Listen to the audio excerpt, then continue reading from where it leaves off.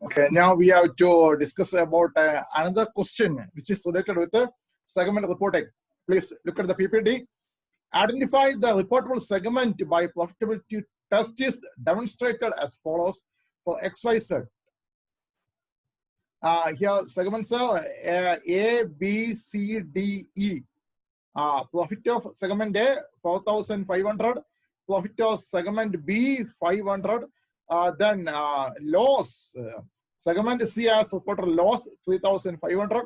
Likewise, segment D has reported loss 400. Likewise, segment E has reported loss of 2,100. Then you have to find out which of the above segments A, B, C, D, E, which of the segments are reportable and which of the segments are not reportable on the basis of the profitability test as per IFRS 8 or INDAS 108. Okay. Then, first of all, we have to classify the total segments into profit-making segments and loss-making segments. Okay. Here, profit-making segments are A and B. Profit of A, 4,500.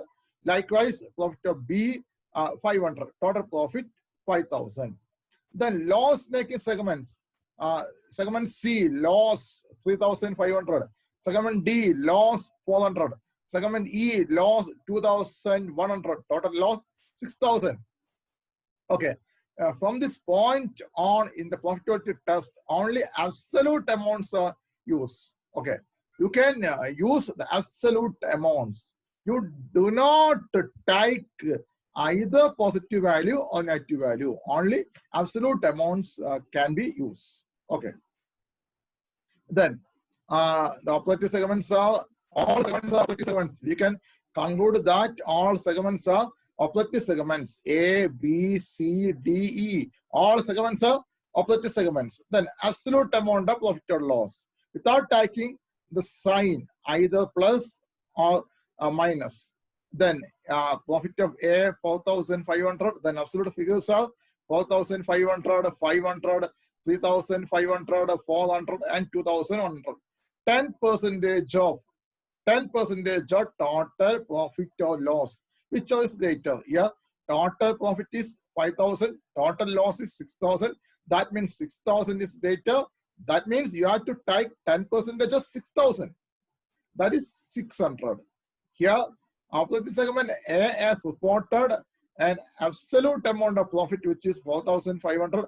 That is greater than 600. That means A is reportable segment.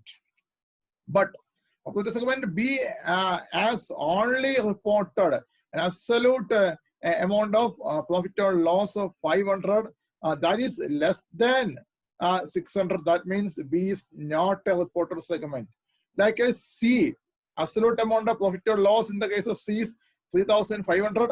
That is greater than 600. That means C is also a reportable segment.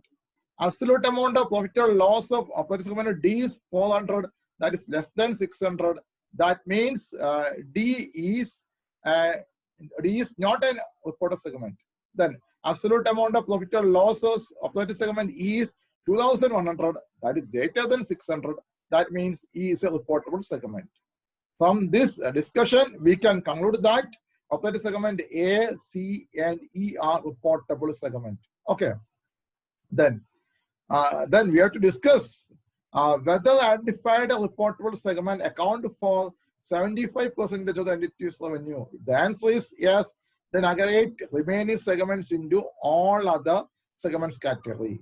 If the answer is no, then additional segments must be identified even if they do not meet the 10% threshold. Here, the reportable segments are segment A, segment C, and segment E.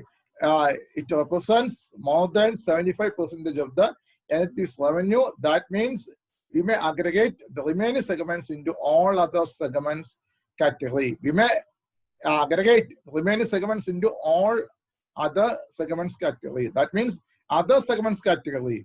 Reportable segments are A, C, E.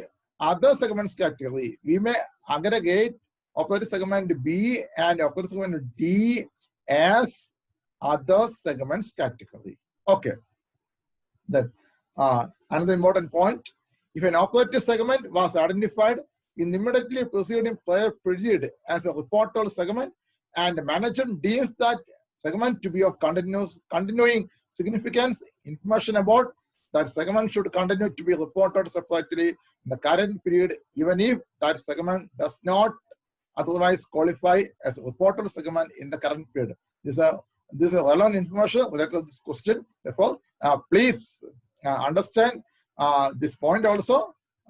From the discussion, we can conclude that segment A is a reportable segment, segment C is a reportable segment, segment E is a reportable segment. We can aggregate segment operating segment B and operating segment D as other segments. Okay. Thank you.